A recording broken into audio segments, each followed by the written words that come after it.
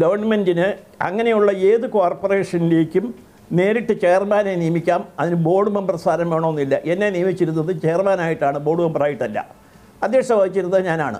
ചെയർമാനായിട്ട് മാത്രമാണ്, appointment order നോക്കിയാൽ കാണാം, ചെയർമാനായിട്ട് മാത്രമാണ് അഡ്വക്കേറ്റ് ജനറലിൻ്റെയും ഡാസ് സെക്രട്ടറിയുടെയും അഭിപ്രായം ചോദിച്ചു വാങ്ങിച്ചത്. അടുത്ത ചോദ്യം, മുന്നണി പ്രവേശനത്തിൻ്റെ കാര്യത്തിൽ എന്തെങ്കിലും ഉറപ്പ് കിട്ടിയിട്ടുണ്ടോ?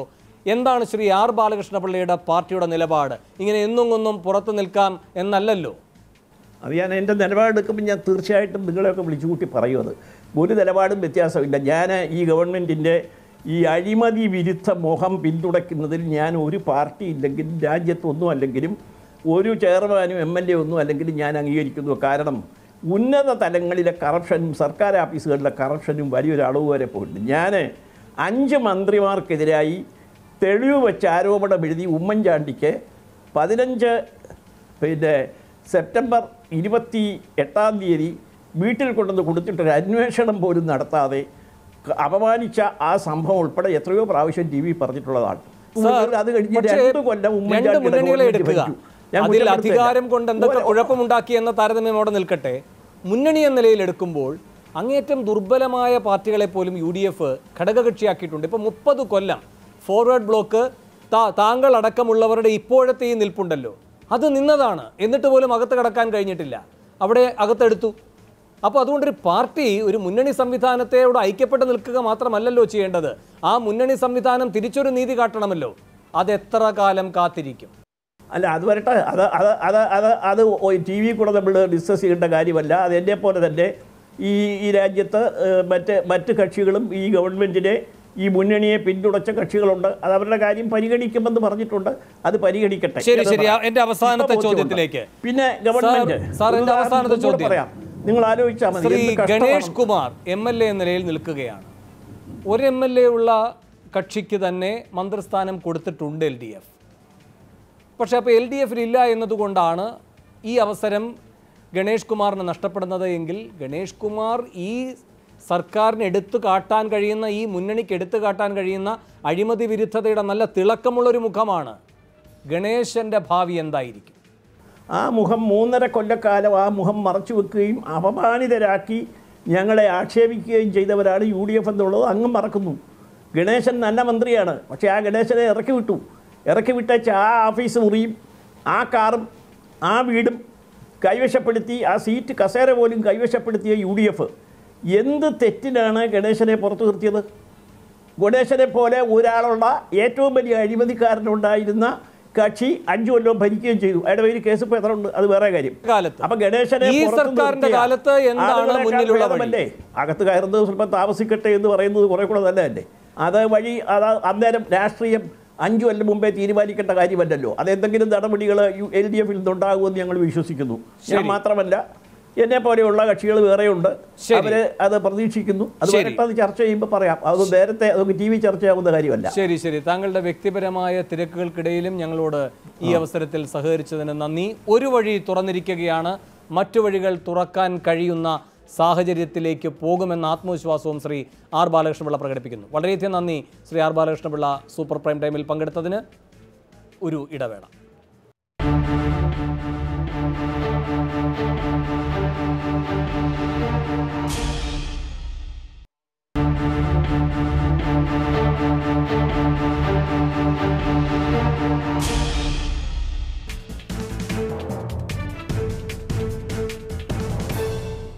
വാദിയും പ്രതിയും പിണറായിക്ക് ഒരുപോലെയോ എന്നാണ് സൂപ്പർ പ്രൈം ടൈം അടുത്തതായി ചർച്ച ചെയ്യുന്നത്. ശ്രീ A. വിജയരാഘവൻ ആർ ബാലകൃഷ്ണപിള്ളയോടൊരു ചോദ്യം ചോദിച്ചു. മുന്നാക്ക വികസന കോർപ്പറേഷന് മാത്രം എന്തുകൊണ്ടാണ് ചെയർമാൻ പദവിയിലിരിക്കുന്നയാളിന് ക്യാബിനറ്റ് റാങ്ക് കൊടുക്കുന്നത്? എന്തുകൊണ്ടാണ്? അദ്ദേഹത്തിന്റെ മറുപടി അത് നിങ്ങളോട് ചോദിക്കണമെന്നാണ്. നിങ്ങളോട് ചോദിക്കുന്നു.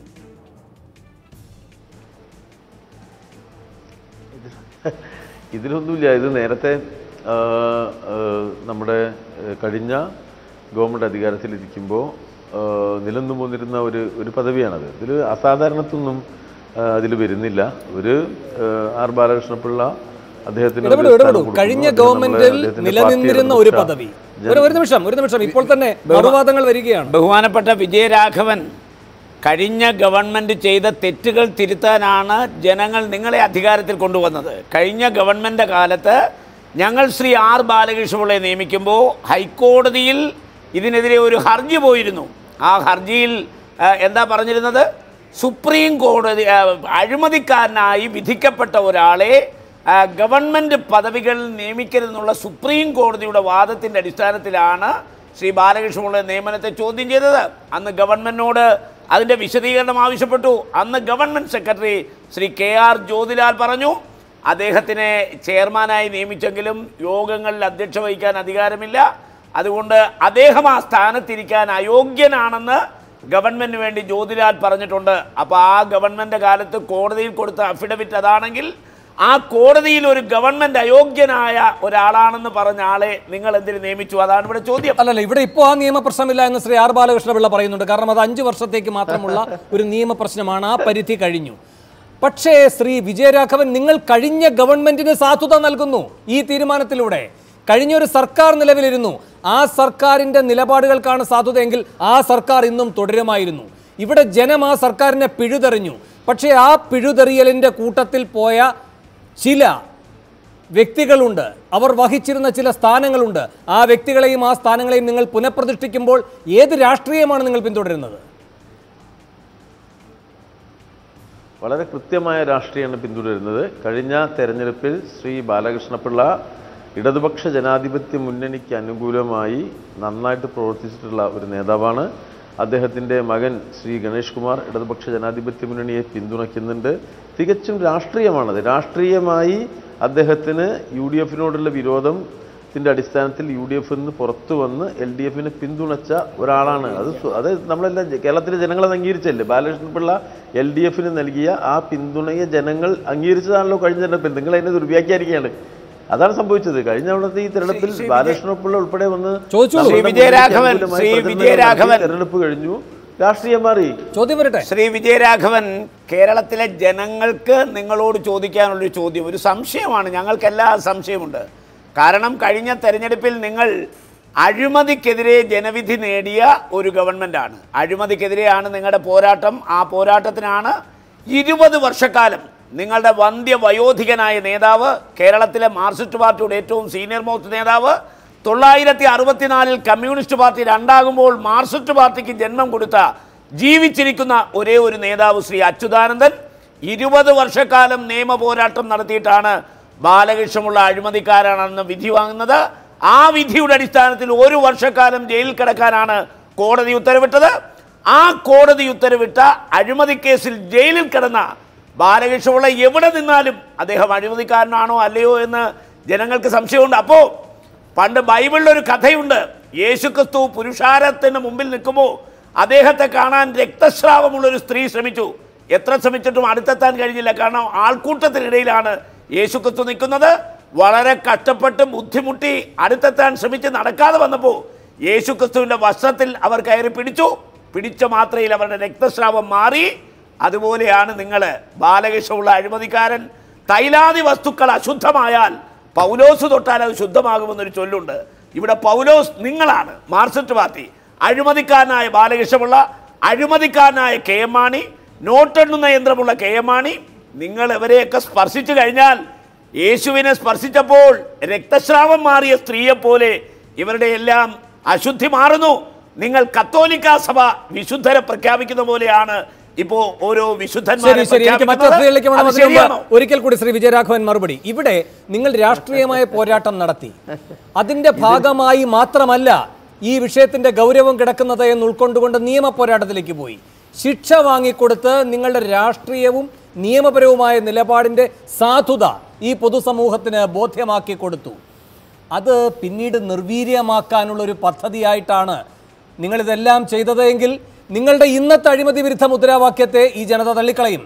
കാരണം അവർക്ക് മേലുള്ള അവിശ്വാസമാണ് നിങ്ങൾ ഊട്ടിയുറപ്പിക്കുന്നത്. ഇത് 2-3 ഭാഗമായിട്ട് കാണുക. ഒന്ന് സഖാവ് VS ഈ വിഷയത്തിൽ നടത്തിയ പ്രവർത്തനങ്ങൾ വ്യക്തിപരമായിട്ട് നടത്തുന്നതൊന്നുമില്ല, CPMൻ്റെ ഭാഗമായിട്ട് നടത്തുന്നതാണ്. ഏതായാലും VSന് ആ സർട്ടിഫിക്കറ്റ് കൊടുക്കുമ്പോൾ ശ്രീ ഉണ്ണിത്താൻ CPMനാണ് ആ സർട്ടിഫിക്കറ്റ് കൊടുക്കുന്നത്. അതുകൊണ്ട് ഞാൻ അദ്ദേഹത്തോട് നന്ദി രേഖപ്പെടുത്തുകയാണ്. ഞങ്ങളുടെ പാർട്ടിക്ക് PS-ന്റെ പോരാട്ടം ഒരിക്കലും പാർട്ടി നടത്തിയ പോരാട്ടമാണെന്ന് മാർക്സിസ്റ്റ് പാർട്ടി അംഗീകരിച്ചിട്ടില്ല.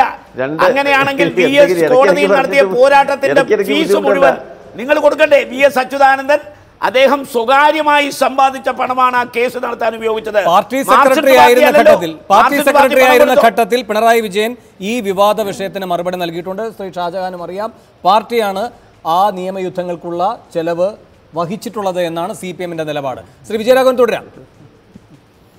അത് VS തള്ളിക്കളഞ്ഞിട്ടുമില്ല കേട്ടോ.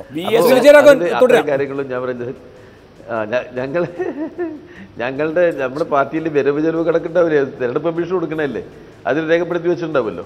അപ്പോൾ നമ്മൾ കാണേണ്ട ഒരു കാര്യം എന്താ വെച്ചാൽ ഇതിൽ പിന്നെ ആ ഭാഗത്തിന് നല്ലത് നമ്മുടെ പാർട്ടിക്ക്, അല്ലാതെ VS-നെയും പാർട്ടിനൊന്നും രണ്ടാക്കണ്ട, അതൊക്കെ ഒന്ന് തന്നെയാണ് എപ്പോഴും. മറ്റത് കഴിഞ്ഞ തെരഞ്ഞെടുപ്പിൽ അത് നമ്മൾ കണ്ടുപോകണം. തെരഞ്ഞെടുപ്പ് നടക്കുന്ന സമയത്ത് കേരളത്തിലെ ജനങ്ങളുടെ മുന്നിൽ ഇടതുപക്ഷ ജനാധിപത്യ മുന്നണിയെ ശ്രീ ബാലകൃഷ്ണപിള്ള അങ്ങനെയെങ്കിൽ ലളിതമായൊരു ചോദ്യം ആർ ബാലകൃഷ്ണപിള്ള തന്നെ ആ തെരഞ്ഞെടുപ്പിനെ അഭിമുഖീകരിക്കുന്ന ഘട്ടത്തിൽ തുറന്നു പറയുകയുണ്ടായി, എന്നോട് മത്സരിക്കേണ്ട എന്ന് CPM പറഞ്ഞുവെന്ന്. ഗണേശന് സാധുതയുള്ളതും ബാലകൃഷ്ണപിള്ളയെ അസാധുവാക്കുന്നതുമായ എന്ത് മാനദണ്ഡമാണ് അപ്പോൾ പ്രവർത്തിച്ചത്? ആ മാനദണ്ഡം ഇപ്പോൾ 4 ചുരുട്ടി ശ്രീ വിജയരാഘവൻ അടക്കമുള്ളവർ ഈ വിഷയം വന്നപ്പോൾ, ഈ ക്യാബിനറ്റ് റാങ്ക് വന്നപ്പോൾ ചുരുട്ടിയത് കീശയിലിട്ടതിൻ്റെ അടിസ്ഥാനം എന്താണ്? ചുരുട്ടുകയും വേണ്ട, കീശയിലിടുകയും വേണ്ട. നമ്മൾ ചെയ്യണമെന്ന് വെച്ചാൽ ഇതൊക്കെ രാഷ്ട്രീയത്തിലെ ഉണ്ടായ സംഭവവികാസങ്ങളിൽ ശ്രീ ബാലകൃഷ്ണപിള്ള സ്ഥാനാർത്ഥിയാവണമോ ആകണ്ടയോ അത് ആ പാർട്ടിയാണ് തീരുമാനിക്കുക. സ്വാഭാവികമായിട്ട് എല്ലാവർക്കും അറിയാതെ അവർക്കൊരു സീറ്റ് അന്ന് ബാലകൃഷ്ണപിള്ള പറഞ്ഞത് 2 സീറ്റ് ആവശ്യപ്പെട്ടു, എന്നോട് മത്സരിക്കേണ്ട എന്ന് തന്നെ പറഞ്ഞു എന്നാണ്. നിങ്ങൾക്ക് അനുകൂലമായ ജനവിധിക്ക് ശേഷം പിന്നെ നിങ്ങൾ മുൻപ് കൊടുത്തിരിക്കുന്ന, നിങ്ങൾ രഹസ്യമായി പരസ്പരം കൈമാറിയിരിക്കുന്ന വാഗ്ദത്തങ്ങളുണ്ട്. ഒളിച്ചു കടത്തിയാണ് അത്തരം സ്ഥാനങ്ങളിലേക്ക് നിങ്ങൾ പ്രതിഷ്ഠിക്കുന്നത്. അപ്പോൾ ഇത്തരക്കാരെ ഞങ്ങളുടെ പാർട്ടിയുടെ പ്രത്യേകത ഒന്നും ഒളിച്ചു കിടത്താറൊന്നുമില്ല, ഒളിച്ച് പറയുന്ന കാര്യമില്ല. ഞാൻ ഇപ്പം നേരെയല്ലേ പറഞ്ഞത്, ഞങ്ങൾ തെരഞ്ഞെടുപ്പിൽ സഹായിച്ച ഒരു പാർട്ടിയാണ് ബാലകൃഷ്ണപിള്ളയുടെ പാർട്ടി. ശരി, ഞാൻ താങ്കളിലേക്ക് തിരികെ എത്താം. ശ്രീ സണ്ണി എം കവിക്കാട്, എന്തുകൊണ്ടാണ് മുന്നാക്ക വികസന കോർപ്പറേഷന്റെ ചെയർമാന് മാത്രം ഈ ക്യാബിനറ്റ് റാങ്ക് പദവി കഴിഞ്ഞ സർക്കാർ കൊടുക്കുന്നത്, ഈ സർക്കാർ കൊടുക്കുന്നത്? എന്തുകൊണ്ടാണ് ഈ പട്ടികജാതി പട്ടികവർഗ വികസന കോർപ്പറേഷനിലെ ചെയർമാനും പിന്നാക്ക വിഭാഗങ്ങളുടെ ആവശ്യങ്ങൾ നിർവഹിക്കുന്നതിന് വേണ്ടി രൂപപ്പെട്ട കമ്മീഷന്റെ ചെയർമാനും ഈ ക്യാബിനറ്റ് റാങ്ക് ഇല്ലാത്തത്? ഇത് കഴിഞ്ഞ സർക്കാരിന്റെ കാലം മുതൽ നിലനിൽക്കുന്നതുകൊണ്ട് അതേപടി തുടരാൻ ബാധ്യതപ്പെട്ട മട്ടിലാണ് CPM-ന്റെ വക്താവ് പറയുന്നത്. അത്തരമൊരു ബാധ്യതയെ നിങ്ങൾ അംഗീകരിക്കുന്നുണ്ടോ? ഇക്കാര്യത്തിൽ പ്രധാനമായ 1-2 കാര്യങ്ങളാണ് അതുമായി ബന്ധപ്പെട്ട് നാം ചർച്ച ചെയ്യേണ്ടത്. ഇക്കാര്യത്തിൽ ഇടതുപക്ഷ ജനാധിപത്യ മുന്നണിയാണോ അതോ ഐക്യജനാധിപത്യ മുന്നണിയാണോ അഴിമതി വിരുദ്ധ പ്രസ്ഥാനമെന്ന് തീരുമാനിക്കാനായിട്ട് ഇതൊരു സന്ദർഭമായി എടുക്കേണ്ടതില്ല. കേരളത്തിലെ ജനങ്ങൾക്ക് അറിയാവുന്ന കാര്യമാണ് ഏതറ്റം വരെയൊക്കെയാണ് അഴിമതി വിരുദ്ധത എന്നതൊക്കെ. പ്രശ്നം എന്തെന്ന് ചോദിച്ചാൽ കഴിഞ്ഞ ഗവൺമെൻറ് ഒരു തീരുമാനമെടുത്ത് ഒരു മുന്നോക്ക വികസന കോർപ്പറേഷൻ എന്ന് പറയുന്ന സ്ഥാപനം സൃഷ്ടിക്കാൻ തീരുമാനിച്ചു. ആ തീരുമാനം യഥാർത്ഥത്തിൽ പരിശോധിക്കപ്പെടേണ്ടതുണ്ട്. ഇതാണ് എൻ്റെ സുചിന്തിതമായ അഭിപ്രായം. കേരളത്തിലെ രാഷ്ട്രീയ കക്ഷികൾ, കേരളത്തിലെ 2 മുന്നണികൾ അവരുടെ താൽക്കാലികമായ രാഷ്ട്രീയ ലാഭത്തിനു വേണ്ടി ദൂരവ്യാപകമായ ഫലങ്ങൾ ഉളവാക്കുന്നതും ഭരണഘടനാ വിരുദ്ധവുമായ സാമൂഹിക ശാസ്ത്രപരമായി നമ്മൾ ഇന്നുവരെ മനസ്സിലാക്കിയിട്ടുള്ള യാഥാർത്ഥ്യങ്ങളെ നിഷേധിക്കുന്നതുമായിട്ടുള്ള ഒരു തീരുമാനത്തിലേക്കാണ് എത്തിച്ചേർന്നിട്ടുള്ളത്. അതുകൊണ്ട് ബാലകൃഷ്ണപിള്ളയല്ല, വേറൊരു അഴിമതിക്കാരനല്ലാത്ത ഒരു ചെയർമാനാണ് വന്നതെങ്കിൽ കേരളം ഇത് ചർച്ച ചെയ്യേണ്ടെന്നാണ് ഇപ്പോൾ നടക്കുന്ന ചർച്ചകളിൽ നിന്ന് എനിക്ക് മനസ്സിലായൊരു കാര്യം. അങ്ങനെയല്ല, ഈ പ്രശ്ന യഥാർത്ഥത്തിൻ്റെ ഗൗരവത്തിൽ നാം എടുത്താൽ മുന്നോക്ക വികസന കോർപ്പറേഷൻ എന്ന് പറയുന്ന സങ്കല്പം തന്നെ ഇന്ത്യൻ ഭരണഘടനയുടെ തത്വങ്ങൾക്ക് എതിരായൊരു സങ്കല്പമാണെന്നാണ് ഞാൻ പറയുന്നൊരു കാര്യം. ഇതിന് വളരെ വ്യക്തമായും മുൻപ് ബാലകൃഷ്ണപിള്ളയുമായിട്ടുള്ള ചർച്ചയിൽ മുന്നോക്ക വികസന കോർപ്പറേഷൻ ചെയർമാൻ ബാലകൃഷ്ണപിള്ള പറഞ്ഞൊരു കാര്യം നിങ്ങളുടെ ശ്രദ്ധയിൽപ്പെട്ടിട്ടുണ്ടാവും. അത് കേരളത്തിലെ ഏറ്റവും കൂടുതൽ ദുരിതം അനുഭവിക്കുന്ന ഒരു സമുദായം ബ്രാഹ്മണരാണെന്നാണ്.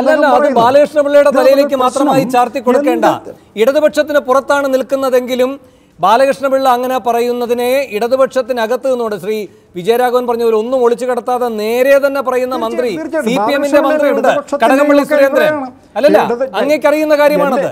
കടകംപള്ളിയും ബാലകൃഷ്ണപിള്ളയും എല്ലാം പറയുന്നത് ദരിദ്ര നാരായണന്മാർ കേരളത്തിലെ സവർണ വിഭാഗങ്ങൾ മാത്രമാണെന്നാണ്. അവരാണ് അടിയന്തരമായി സംരക്ഷിക്കപ്പെടേണ്ടത് അല്ല, ഞാൻ എന്ന പറയുന്ന ഒരു ഭൂതതയെ കാര്യം, കാട്ടേണ്ടത്. ഇത് ബാലകൃഷ്ണ പിള്ളയുടെ മാത്രം അഭിപ്രായമാണെന്നല്ല പറയുന്നത്. ഞാൻ പറയുന്ന ഒരു കാര്യം ബാലകൃഷ്ണ പിള്ളയുടെ അഭിപ്രായം എന്നല്ല, ഇടതുപക്ഷത്തിൻ്റെ അഭിപ്രായം അത് തന്നെയാണ്. ഇതിനകത്തുള്ളൊരു പ്രശ്നം നമ്മൾ ചർച്ച ചെയ്യേണ്ടത് എന്ത് വസ്തുതയുടെ അടിസ്ഥാനത്തിലാണ് ഇത്തരം പ്രസ്താവനകൾ പുറത്തു വരുന്നത് എന്നതാണ് നാം നോക്കേണ്ടത്. അതുകൊണ്ട് ഇന്ത്യൻ ഭരണഘടന അനുസരിച്ചിട്ട് നമ്മളൊരു ഭരണഘടനയിലും ഒരു സംവിധാനത്തിലും ജീവിക്കുന്നവരാണ്. ഇന്ത്യൻ ഭരണഘടന അനുസരിച്ചിട്ട് ഏതെങ്കിലും പ്രത്യേക വിഭാഗത്തിന് പ്രത്യേക പരിഗണന കൊടുക്കണമെന്ന് ഗവൺമെൻറ് തീരുമാനിച്ചാൽ അതിന് വസ്തുനിഷ്ഠമായ മാനദണ്ഡമുണ്ടായിരിക്കണം.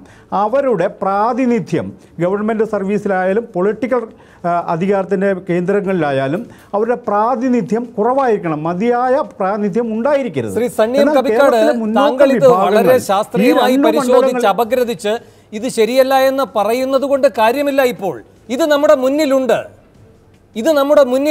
ഇത് പ്രവർത്തനക്ഷമമായിക്കൊണ്ടിരുന്നതാണ്, ഇനിയിപ്പോ പ്രവർത്തനക്ഷമമാകാനും പോകുന്നതാണ്. അല്ല, ഇത് യഥാർത്ഥത്തിൽ ഭരണഘടനാപരമായി നിലനിൽക്കുന്നതാണോ എന്ന് ഇപ്പോൾ തന്നെ ക്വസ്റ്റ്യൻ ചെയ്യപ്പെട്ടിട്ടുണ്ട്. അത് നമ്മൾ കാണണം. ഞാൻ പറയുന്നൊരു കാര്യം, നമ്മളിത് കേവലമായി ഈ പറയുന്ന ബാലകൃഷ്ണപിള്ളയുടെ അഴിമതിയും ഇടതുപക്ഷത്തിൻ്റെ അഴിമതി വിരുദ്ധ മുഖവുമൊക്കെ എന്ന നിലക്ക് മാത്രമാണ് ചർച്ച ചെയ്യുന്നതെങ്കിൽ ഇതിൻ്റെ യഥാർത്ഥ ഗുരുതരമായ ഇതിൻ്റെ പ്രത്യാഘാതങ്ങൾ നമ്മുടെ ശ്രദ്ധയിലേക്ക് വരില്ല എന്നാണ് ഞാൻ പറയുന്നത്. ശരി, ഞാൻ താങ്കളിലേക്ക് തിരികെ എത്താം. താങ്കൾ അതിന്റെ സമഗ്രതയിലാണ് ആ വിഷയത്തെ കാണുന്നത്. ഞാൻ തിരികെ എത്താം.